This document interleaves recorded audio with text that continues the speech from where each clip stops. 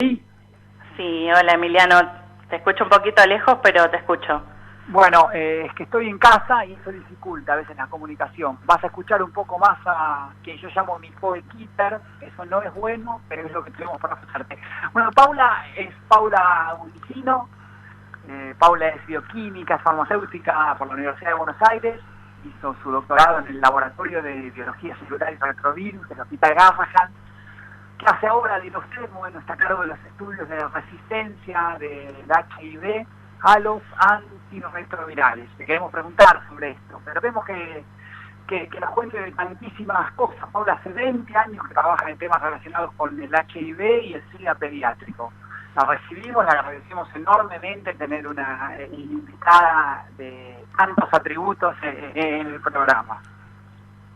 Bueno, gracias Emiliano, gracias por la invitación, por la presentación y bueno, estoy disponible para charlar y conversar sobre los temas que les resulten interesantes, que podamos abrir la conversación. Yo te quería preguntar, así brevemente, como introito, ¿no? ¿Cómo llegaste a investigar HIV? Si es algo que vos elegiste o sencillamente es lo que daba vueltas por ahí y te fuiste metiendo y te fue gustando. ¿Y qué se sabía en ese entonces? Vos ya sos una persona joven, pero tenés 20 años en este mundo. ¿Y qué cambió en estas últimas 2 décadas? ¿Cómo era el mundo HIV cuando vos te iniciaste en él y cómo es hoy? Bueno, cambió muchísimo. Voy a empezar por contarte que a mí en la facultad me gustaba la virología, es una materia que se cursa en el último año, es el opcional, y bueno, me quise involucrar a empezar a estudiar algún virus, y en realidad HIV me daba un poquito de miedo, te digo la verdad. Es como un virus complicado para poder trabajar porque las medidas de bioseguridad hay que extremarlas y bueno, dentro de lo que es la virología es uno de los virus que más cuidados tenemos en el laboratorio, si bien hay otros peores, ¿no? Por ejemplo el SARS-CoV-2 a nivel de laboratorio es más fácil trabajar con el HIV que con el SARS-CoV-2. Pero bueno, en ese momento también había que tomar la determinación y la decisión de hacerlo y por suerte encontré en el Hospital Garrahan un lugar donde había un grupo ya formado que venía trabajando en el tema, una médica estaba a cargo del laboratorio, la doctora Luisa Sen, y ella, bueno, inició el diagnóstico en chicos cuando se inició la epidemia acá en Argentina. No existía en el hospital todavía un laboratorio y ella lo montó de cero. Entonces, a raíz de eso, bueno, además de ser médica, era investigadora de CONICET, empezó a trabajar en diferentes líneas de investigación y en una de ellas es donde yo me involucré.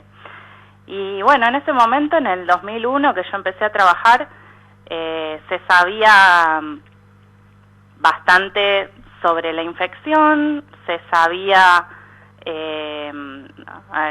sobre el virus, se conocía su diversidad, se conocía que era el causante del SIDA, por supuesto, cómo se transmitía, ya todo eso ya habíamos pasado, ¿no? La primera ola de dificultades.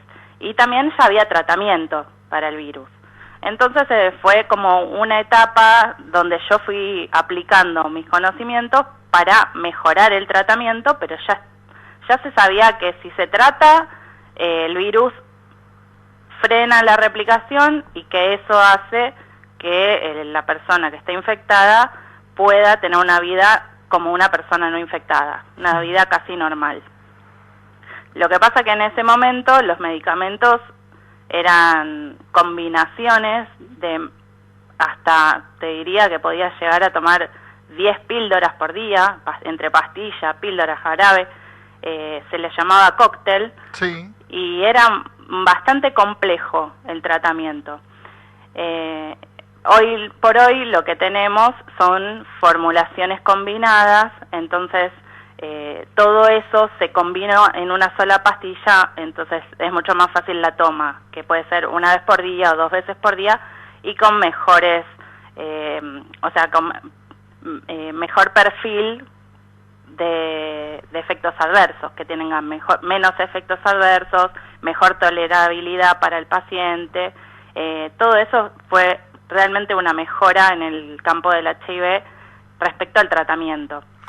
Hoy escuchamos, perdón, que la enfermedad se cronificó.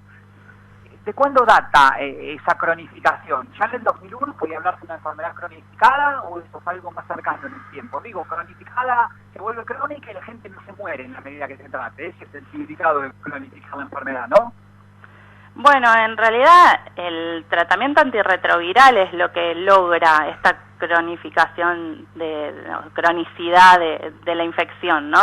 Que podemos decir, una persona que toma su medicación en forma continua puede mantenerse indetectable, llamamos cuando su carga viral no puede detectarse en el plasma, entonces ese virus está suprimido, no replica, y esa persona entonces tiene la expectativa de vida similar a una persona que no está infectada con el virus HIV. ¿De cuándo data esa medicación que permite que la persona tenga una expectativa de vida similar a la del resto de las personas? Bueno, en realidad fue una evolución, Emiliano, no te puedo decir exactamente, pero fue una evolución de los medicamentos hacia mejor potencia, a una potencia mayor, esto de ser combinados, de poder ser aceptados más fácilmente.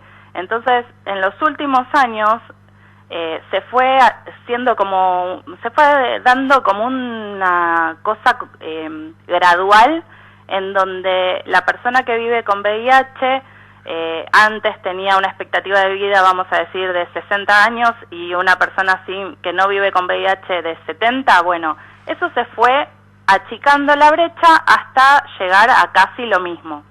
Por eso no te puedo decir una fecha, pero sí que en los últimos años hubo muchos avances y medicamentos nuevos que tienen una alta potencia y pueden lograr este efecto de suprimir el virus de forma rápida y constante. Paula, ahora dentro del estudio del SIDA, vos te dedicaste particularmente al SIDA en niños. Y lo que te quería preguntar es, si todos estos avances y tratamientos novedosos de los cuales vos nos estás comentando, son efectivamente hábiles para tanto adultos o niños, o las investigaciones del SIDA en niños van por otros caminos. Bueno, eso aplica tanto a HIV y SIDA como a cualquier otra enfermedad. Los tratamientos son generalmente probados primero en poblaciones adultas, se aprueban y cuando tenemos disponible el medicamento generalmente es una pastilla.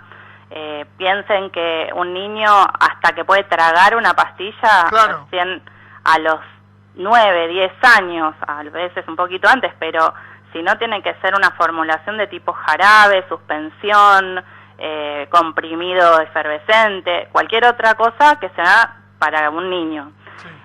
Más allá de eso, además, como les contaba, los medicamentos primero se aprueban para tratamiento en adultos y luego se hacen estudios para poder aprobarlos en niños. Entonces sí, lleva todo un tiempo hasta tanto se aprueba. Y aún cuando se aprueba, muchas veces no existe la forma farmacéutica que el niño puede tomar. Sí. Eso es una cuestión de las farmacéuticas, ¿no? Que no desarrollan los medicamentos en todas las formas. Ah, ok. Y desde el punto de vista de la investigación respecto de HIV-Sida, ¿cuáles son los horizontes que se plantean? Bueno, ahora estamos en una era en donde se habla de la cura, ¿no es cierto? Todavía no hemos llegado a tener una vacuna eficaz, pero también hay varias vacunas que se están probando, una en particular que parece promisoria. Realmente la vacuna lleva muchos años de prueba y error y todavía no se logra. Pero con respecto a tratamiento, estamos en una era donde vamos hacia los anticuerpos neutralizantes, que son un diferente tipo de tratamiento. Vamos hacia tratamientos que se dan en forma subcutánea y duran un mes, por ejemplo. Entonces, esa persona no tiene que tomar la medicación en forma diaria, sino que podría aplicarse un parche o una inyección o algún tipo de liberación lenta subcutánea que permita que ese medicamento siempre esté en su organismo suprimiendo el virus. Y eso es lo que estamos ahora viendo, que todos los desarrollos van hacia ahí. Y la verdad que es muy positivo, porque una persona que vive con VIH lo que menos quiere es recordar día a día de tomarse la medicación. Claro, o sea, es una adquisición de mayor libertad a través de la diferencia farmacológica. Exacto. Son las ventajas que da la tecnología en la producción de medicamentos asociada a la potencia de los antirretrovirales nuevos. Una pregunta, Paula. Paula nos dice la mejora que puede significar un parche. ¿Eso es una mejora de tipo farmacológica? Porque quedó dando vuelta ahí lo que decías. ¿O meramente una comodidad mayor para el paciente? Es decir, la misma respuesta farmacológica uno la encuentra en la pastilla, pero tratamos de evitar la pastilla por las repercusiones anímicas, psicológicas que pueda tener. Claro, son las dos cosas, Emiliano, porque por un lado está el hecho de tomar la medicación diariamente, ¿no? Eso le recuerda a la persona que tiene una infección. En el caso de las personas que viven con VIH, muchas veces eso solo ya es algo que no quiere, que les recuerda el por qué están sufriendo esta enfermedad o asociado psicológicamente a algo negativo. Por otro lado está el estigma de que si alguien tiene que todos los días tomar una medicación y quizás no quiere compartirlo con su grupo social y sin embargo lo tiene que llevar consigo y acordarse de tomarla, bueno, todo esto sería evitado con una forma farmacéutica que pueda ser invisible. Más allá de eso, mejora muchísimo que quien necesita una cierta concentración de fármaco en sangre constante la pueda garantizar teniéndola subdérmica y no en forma de pastilla, porque sabemos que cuando tomamos un medicamento, como cuando comemos, bueno, cuando comemos nos sube la glucosa en el momento que comemos, a las 3 horas ya baja. Esto es lo mismo. El medicamento hace una curva dentro de nuestro cuerpo, por eso tenemos que mantenerlo dentro de ciertos niveles. Entre el nivel... tipo de medicación... Perdón, sí, terminá. Esto que te decía, es como una ventana en donde necesitamos que ese medicamento esté en esa ventana. Si pasan más horas desde la última toma y no lo tomamos, la ventana hace que la concentración del fármaco baje y no sea eficaz, ¿sí? Y esto se evitaría porque al tenerlo subdérmico de una forma que se libera gradualmente, no nos preocupamos más por el tema de la concentración. Estamos hablando ¿Qué pasa en la Argentina con esta medicación? Déjame recordarle, Emi, a los oyentes que estamos hablando con Paula Oblicino, bioquímica farmacéutica por la UBA y doctorado en Laboratorio de Biología Celular y Retrovirus del Hospital Garrahan. Sí, la pregunta Paula, de Emiliano... Le decimos Paula por la confianza que tengo con ella, pero es la doctora Paula Oblicina. Paula, lo que quería es, ¿qué pasa con esa medicación? Sea la pastilla o sea la medicación subdérmica a la que aludí. Perdóname por una imprecisión, no soy un hombre del palo, quizá equivoco algún término. ¿Qué pasa en la Argentina? ¿Todos tienen acceso a esa medicación? ¿Es gratuita? ¿A la mejor medicación, digo, al parche? ¿Qué tipo de medicación tienen acceso los argentinos? Bueno, nosotros en Argentina tenemos un programa que garantiza el acceso libre y gratuito y universal a la medicación para VIH. Esto que yo les estoy contando son desarrollos a futuro. Estábamos hablando de qué es lo que se viene. Sí, esa era mi pregunta. ¿Cuál es la línea de investigación? Claro, lo que yo les contaba de los medicamentos en forma de parche, de liberación prolongada, es lo que se viene, ¿sí? Por ahora no lo tenemos acá, o por lo menos no es lo que está más difundido.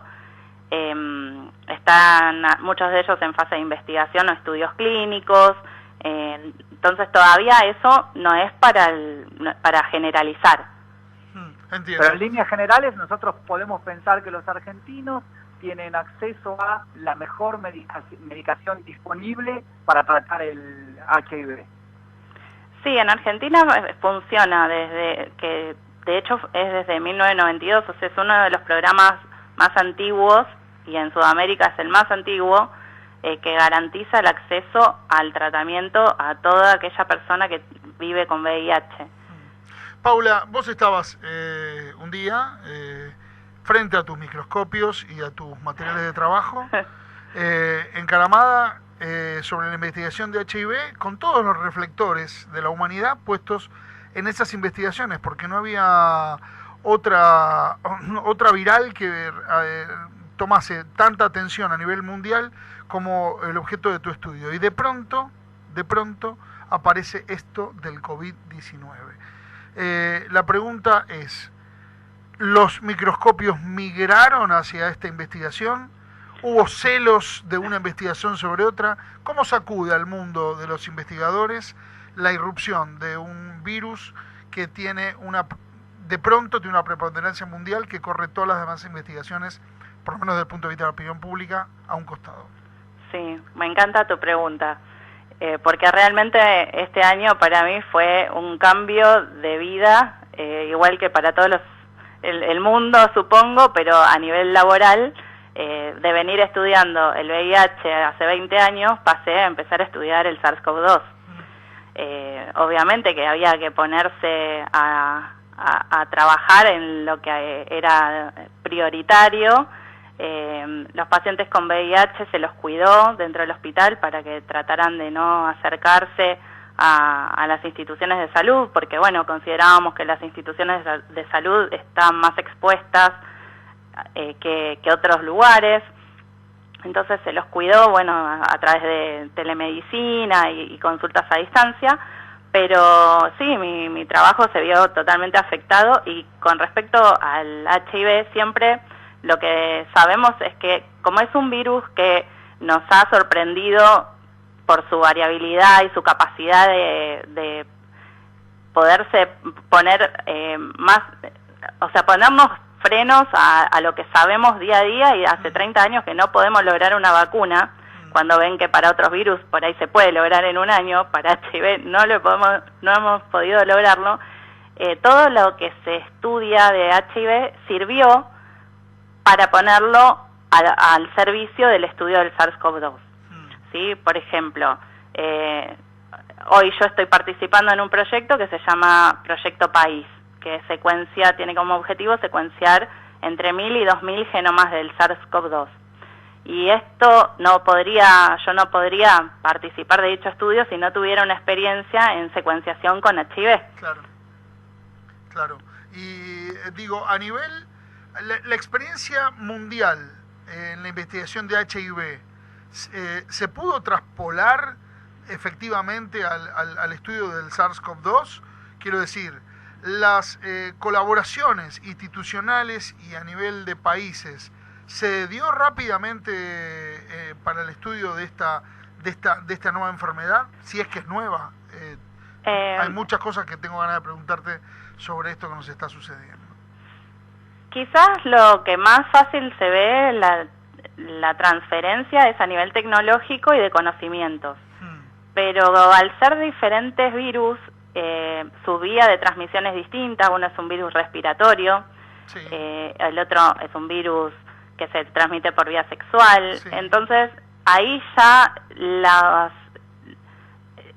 la forma o los requisitos o las necesidades para poder ponerle fin o para poder enfrentar una pandemia de un virus y otro no son iguales. Okay. Porque para HIV no serviría de nada que nos hagamos el hisopado o nos distanciemos. No, entendemos que no.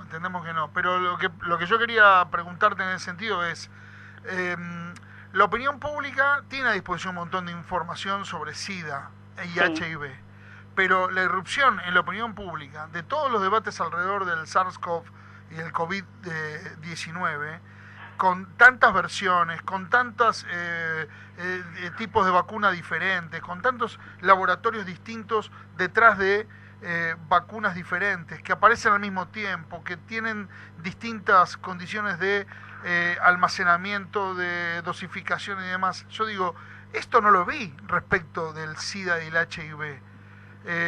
¿A qué responde que no nos enteremos si hay 15 laboratorios detrás de una vacuna para el SIDA, y si nos enteremos que hay 15, 20 laboratorios detrás de una vacuna para el SARS-CoV-2? Bueno, en principio creo que la población que se preocupó por el SARS-CoV-2, estamos todos, ¿no? No podríamos excluir a nadie ya, toda la población mundial. En cambio, para el VIH todavía sigue siendo como una infección, en muchos casos, estigmatizada, sí, o que con creencias de que solamente le pasa a algún sector de la población y otro no. Entiendo. Yo recordaba hoy un artículo de Roberto Jáuregui en Página 12 y la entrevista de su hermano con Mariano Grondona, que tuvieron un impacto notable en la sociedad, a ver cómo se pensaba el SIDA. Ya no sé si se hablaba de la peste aftosa, pero aún en los 90 estaba aquel recorrido que se inició en los 80 y que parecía vincularlo a, yo creo que, me corrige Paula, el local hablaba de las 4H, hablaba de los homosexuales, los hemofílicos, los heroinómanos, y en algún momento él dice los haitianos, como si tuviese una particularidad geográfica. Sí. Pero bueno, yo no quiero sacarla a Paula del tema en el cual ella es experta, ya que su residente le permite pasearse por otro lado. Usted le hace preguntas que no tienen que ver con su métier. Entonces, por favor, aprovechemos a una entrevistada. Así es, Paula, como tengo que padecer yo a Emiliano cada vez que tenemos una entrevista. Exacto, ella sabe bien. Paula, contanos cómo es la transmisión vertical del HIV, si es que existe, si es que se puede evitar, digo, de madre a hijo. ¿Qué pasa si una pareja tiene HIV? Si uno de ellos y ambos, si querés tener un hijo y sos HIV positivo, ¿qué respuestas existen hoy para esos escenarios? Bueno, por suerte se puede evitar la transmisión vertical. Eso ya hace muchos años que se probó que tomando la medicación, o sea, la mujer embarazada, correctamente diagnosticada y que tiene su carga viral indetectable, llega con carga viral no detectable al momento del parto, tiene muy pocas chances de transmitir, de hecho casi nulas. Entonces lo que se tiene que intentar es llegar a eso, ¿sí? Luego, con respecto a la pareja también, hace muchos años que se sabe que un hombre que es VIH positivo y que es indetectable en el semen no tiene casi virus, por lo cual no transmitiría, podría tener un hijo que es HIV negativo, si la mujer es negativa, y también en el pasado se hacía mucho lo que se llama el lavado del semen, que en los hombres HIV positivos se hacía un procedimiento para sacar el virus, sí, que quede en los espermatozoides, y bueno, con eso se inseminaba a su pareja. Limpiaban el semen, eso se hacía antes. ¿Cómo? Limpiaban el semen. Sí, el lavado de semen se llamaba. Pero realmente, hoy por hoy, la indetectabilidad es lo que está asociado a no transmitir. O sea, justamente hay un eslogan que ya hace años que está en ONU-SIDA, que es U igual U, que es U por uninfected, o sea, sí, undetectable, que es no detectable, sí, uninfected, como no detectable, no transmite, okay, ¿sí? No transmite a una nueva pareja. Pero eso es muy auspicioso porque querría decir que con los cuidados, digamos, detectando las personas que portan el virus, se les puede dar la asistencia como para que libremos a los niños de esa transmisión. Totalmente, sí. Ahí es donde es justamente el punto clave donde hay que apuntar con los mayores recursos y donde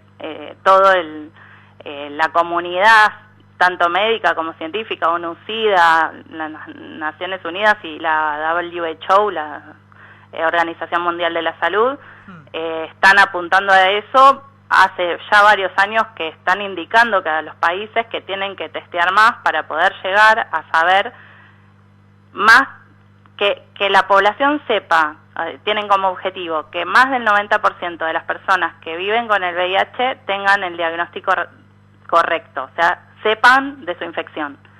Y hoy por hoy en Argentina no estamos llegando a ese 90%. ¿En qué número estaríamos? ¿Se sabe más o menos alguna estimación? Estamos cerca de 75%, 76 creo que es. El boletín oficial de lucha contra SIDA y ETS, que son enfermedades de transmisión sexual, sí, se publica anualmente y hace poquito, ahora en diciembre, se publicó el último. ¿Y la tendencia? ¿Conocés cuál es la tendencia? Si uno mira 10 años hacia atrás, ¿ve un incremento sostenido o algo auspicioso o lo ve estancado en ese número? Bueno, en los últimos años no se vio mucho incremento. Lamentablemente está bastante en un plató, digamos. Oh. ¿Y a qué crees que se debe que no logramos incrementar hasta llegar al 90%? Bueno, ahí ya son políticas públicas, llegar a las poblaciones vulnerables, poder concientizar sobre el testeo, poder tener acceso al sistema de salud, tantas cosas que se mezclan. Que no parecen propias del HIV, sino asociadas a una sociedad con las características de la Argentina. Bueno, eso es lo que le quería preguntar a Paula, si hay alguna... Es una gran pregunta la que ibas a hacer. La que ibas a hacer vos, Emi, no te quiero restar los laureles. Yo ya tuve mis laureles con la pregunta anterior, Paula me felicitó. Esto es una cuestión así de carrera periodística entre nosotros dos, no tiene por qué la entrevistada terciera en esto, pero bueno, tu pregunta también son buenas, Emi, no hay problema. Ahora, lo que quiero preguntarle a Paula, si efectivamente, como parte de las investigaciones en las cuales ella participa, está el factor lamentablemente presente de una sociedad argentina gravemente empobrecida, y si cuando ella se refiere a grupos vulnerables, estamos hablando de esas personas, de esos 20 millones de pobres que tenemos en Argentina, o si está haciendo alusión a otro tipo de vulnerabilidad. Bueno, creo que esto es transversal a todas las enfermedades. Y cuando se trata del VIH, en un hospital público, que es donde yo trabajo, vemos los casos quizás que son de esa población más vulnerable y que llega con un diagnóstico tardío, con, bueno, situaciones que no deberían suceder, ¿no? Sí, entiendo eso. Bien, ahí tenemos mucho para trabajar, pero hay que coordinar otras áreas de gobierno, porque solamente desde el laboratorio es imposible abordarlo. Claro. Paula. Yo quisiera llevarla a Paula, sí. Bueno, perdón, sí, decí. No, dale vos. No, quería llevarla a Paula a que nos diera alguna precisión. Nosotros somos personas con un conocimiento muy minúsculo del asunto HIV. Entonces, ella nos diera alguna referencia acerca de qué es el retrovirus y qué es un antirretroviral, que tiene que ver con mucho de lo que ella también hace y trabaja, creo. Sí. Ok, bien. Bueno, un retrovirus se llama retrovirus por una cuestión de cómo está formado su genoma. Es un virus que no tiene ADN, sino que tiene ARN. Es otra molécula que necesita convertirse a ADN, y para eso el virus tiene una enzima que se llama la transcriptasa reversa o retrotranscriptasa. Por eso se llama retrovirus. Dentro de esa familia existen dos retrovirus humanos que causan infecciones, y que son el HIV conocido y el HTLV, un primo hermano bastante desconocido, pero que causa otras enfermedades como una leucemia o paraparesia, ¿no? Una enfermedad neurológica, nada que ver. Sin embargo, los dos son de la misma familia. Y tienen eso de característica, que tienen una enzima que es la transcriptasa reversa, y solamente estos virus la usan para sintetizar el ADN y luego integrarse en el genoma de la persona cuando infecta una célula.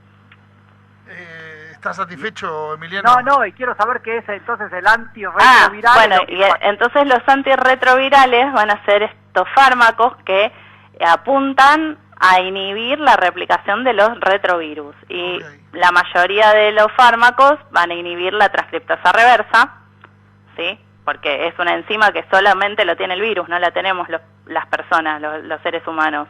Entonces tomar ese medicamento no altera nada en nuestras células, sino que solo altera una enzima del virus. O sea, no. Pero bueno, hay otros antirretrovirales que alteran otro tipo de... Eso quería saber, ¿tienen efectos colaterales, secundarios, graves o en general no? Bueno, todos tienen sus efectos, cada uno tiene sus particularidades, sus contraindicaciones, no son medicamentos inocuos. Ok, y hay que, a ver, eso sugiere nuevas investigaciones para atenuar los efectos colaterales de los medicamentos que estamos desarrollando. Exactamente, sí, no es tan fácil decir, conseguimos un medicamento que sea para todos el mismo y que con este único medicamento solucionamos el tratamiento de las personas que viven con VIH en forma universal. No, tiene que ser, es un tratamiento personalizado, cada persona puede responder de forma diferente, pueden tener resistencia, que es un tema en el que yo trabajo hace varios años y que me apasiona porque es saber cómo el virus muta y va generando resistencia a los medicamentos que la persona va tomando a lo largo de su vida. Si la persona no lo toma de forma adecuada, el virus muta y entonces ya ese medicamento no hace efecto y hay que cambiarlo por otro.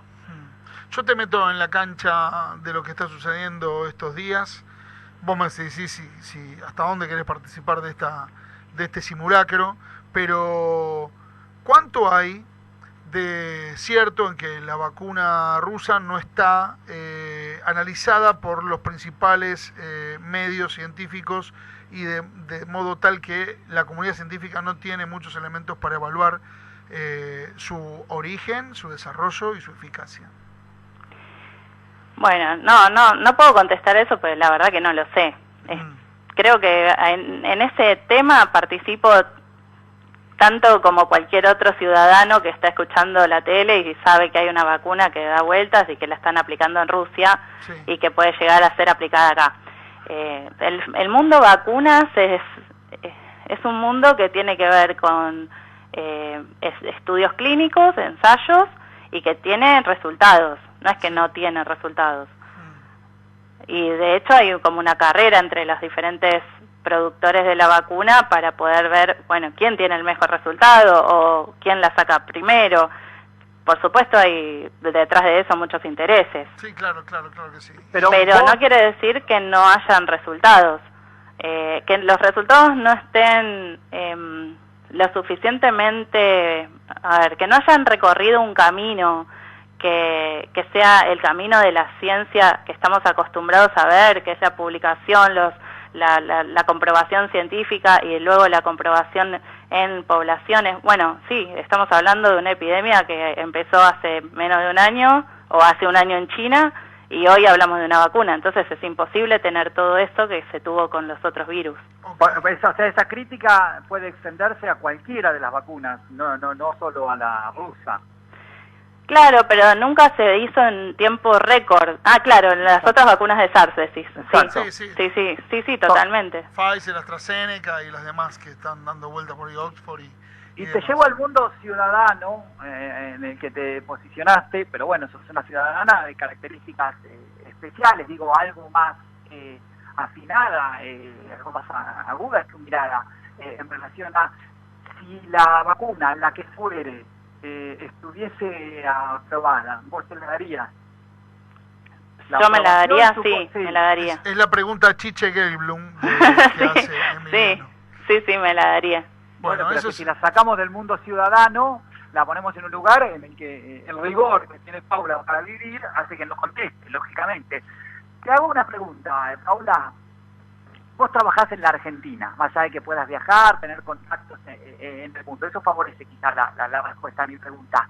¿Qué diferencia hay entre vos y una científica más o menos parecida en Estados Unidos que trabaje el mismo tema. Con esto quiere significar cuál es el lugar del laboratorio del Abraham en el mundo. ¿Tenemos dificultades serias o vos no ves, al menos en este aspecto, grandes diferencias? Bueno. Digo Estados Unidos, perdón, por pensar en el lugar, el cenit de la ciencia, pero podría ser, no sé, Inglaterra, Alemania, Israel. No, realmente son mundos distintos, Emiliano. Si bien podemos considerarnos muy honrados o vamos a decir agradecidos de tener una formación en la Universidad de Buenos Aires, que podemos tener mentalmente quizás capacidades similares, pero a la ciencia sin dinero no avanza. Por lo cual, cuando vos ves los laboratorios de Estados Unidos, donde la cantidad de dinero que se invierte hace que las cosas puedan salir en tiempos increíblemente rápidos, con equipamiento de última tecnología, con un apoyo interlaboratorio y con las empresas, que no es una empresa que desarrolla, son muchas en el país. Y entonces esas colaboraciones público-privadas y todo eso mueve la ciencia, y la mueve en diferentes direcciones, ¿no? No siempre es la dirección, bueno, vamos a decir, la que mejor o la que más necesita noble. La población, quizás es la que se mueve por motivos económicos, pero se mueve muchísimo más rápido. Y por mi parte, finalmente, y siempre tratando de embarrar la cancha, la que le invito a Paula a jugar el partido, está la cuestión que obviamente los neófitos y los legos y los ciudadanos de a pie muchas veces consumimos las informaciones que nos llegan, y en ese universo también está el tema de los mitos y las leyendas de los virus que son creados en laboratorios. Claro, ¿cómo se lleva la comunidad científica cuando escucha hablar de estas cuestiones de que o el murciélago o el pangolín o el virus creado y cómo es la cuestión maligna de que hay gente que está trabajando con virus que pueden llegar a afectar a la población? Sí, lamentablemente para bien y para mal salió a la luz muchísima información que no tenía un sustento, y con el fin de dar a conocer alguna noticia en este último año yo he escuchado cada cosa que no tenía sentido, pero bueno, eso pasa en todos los ámbitos, no es solamente en el científico. Hay que apoyarse en lo que uno escucha para ver de dónde viene y después ser objetivo y crítico sobre quién lo dijo, porque hasta un experto se puede equivocar. Claro. Entonces, bueno, saber quién lo dijo, en qué contexto, y volverlo a chequear si es eso no es. Y con respecto a si pudo ser de un laboratorio o no, no tengo la menor idea, no sé. Lo que sí te puedo decir es que la ciencia está avanzando a pasos agigantados y que podría ser. No es que no es inviable, no es una cosa de ciencia ficción. Okay. O sea, podrían crearse virus en términos de lo que se llama, no sé, guerra bacteriológica. Ese es un fenómeno absolutamente posible. A ver, en el laboratorio nosotros usamos algunos reactivos que son creados, son fabricados, y que muchas cosas se sacan de la naturaleza. Entonces, hay un descubrimiento que algo, una enzima, una proteína, cualquier cosa, o parte de un genoma de un organismo que existe en la naturaleza, funciona para cierta cosa, y eso se llama biotecnología. Se estudia, se aplica y es a nivel mundial. Ahora, si después eso se aplicó para generar un virus y ese virus saltó y se esparció, eso ya sí es ciencia ficción, no hay comprobación de eso. Emi. No, mi última pregunta sería, aparece a partir de esta pandemia una pregunta de qué nos espera, y bueno, derivas múltiples, ¿no? La depredación, la alteración de los ecosistemas, y eso da como resultado, repito, la posibilidad de que muchos virus que antes permanecían en animales, ahora se transmitan de animales al ser humano. ¿Cómo ves este escenario?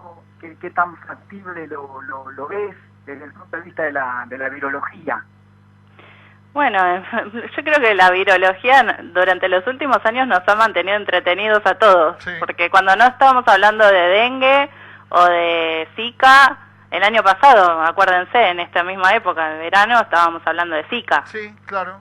Bueno, los arbovirus, los virus que se transmiten por mosquito, eran la vedette del verano. O los anta, ¿no? Los hantavirus, exacto, en el sur, transmitidos por los roedores. Cuando fue el brote de ébola en África, sí. Me acuerdo que en el laboratorio nos preparamos porque si llegaba a venir ébola teníamos que estar preparados. Ahí sí que nos asustamos. Sí. Hay virus que ni conocemos que circulan en África, como el virus de Lassa, que es muy mortífero, terriblemente mortífero.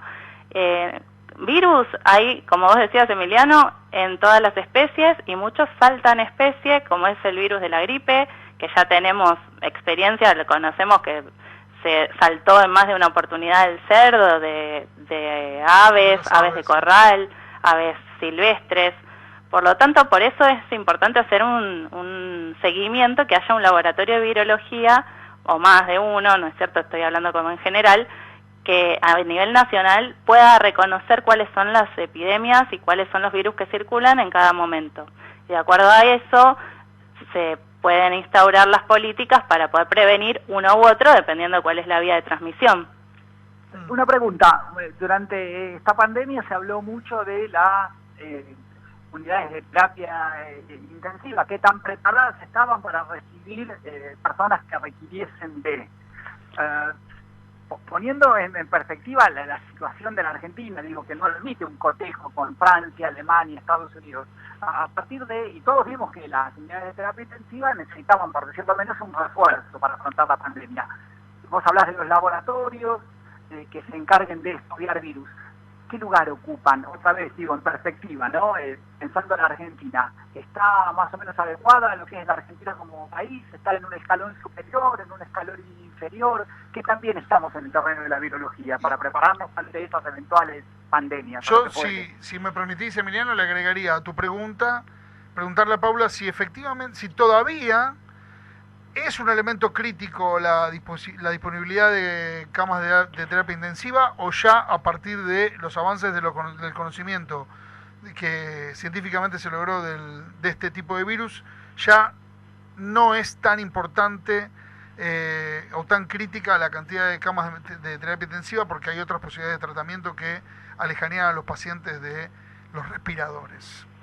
Bueno, lamentablemente ahí me sacaron de lo que conozco y no les puedo contestar porque desconozco cómo es la terapia intensiva. No es, digamos, el laboratorio está alejado del tratamiento de los pacientes dentro de una terapia, y desconozco como para poder contestar. Okay, igual entonces... yo te lo preguntaba, digo, nosotros vimos las falencias que teníamos en ese terreno, solo lo traje como ejemplo.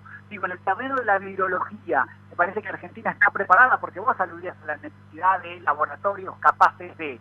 ¿Tenemos esos laboratorios capaces de? En ese sentido quería pensarlo, más allá del laboratorio en el que vos trabajás.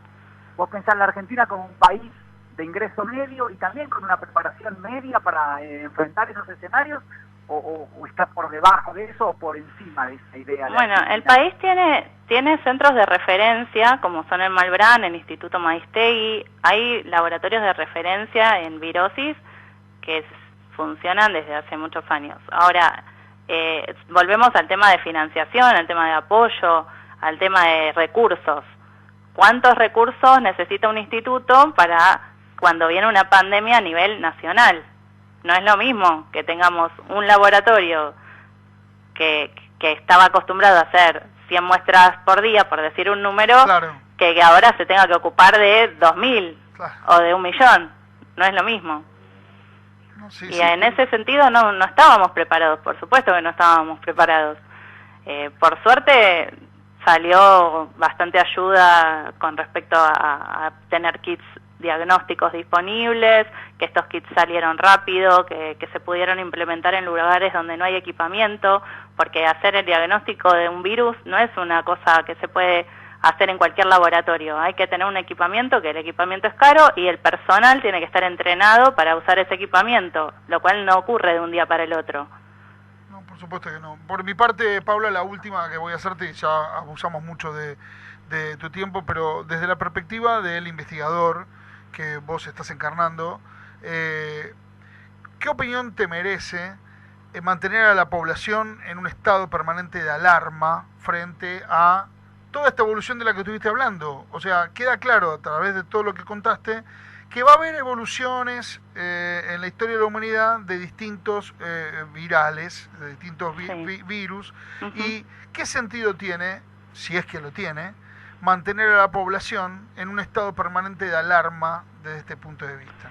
Bueno, esa es una opinión personal. Sí, sí, es lo que estoy preguntando. A nivel personal, y me gusta tu pregunta también. Lo devuelvo a... 2-1, no lo va a aguantar. A la derecha. No, retira eso, por favor, te pido, porque no lo va a aguantar Emiliano, 2-1. No lo va a aguantar.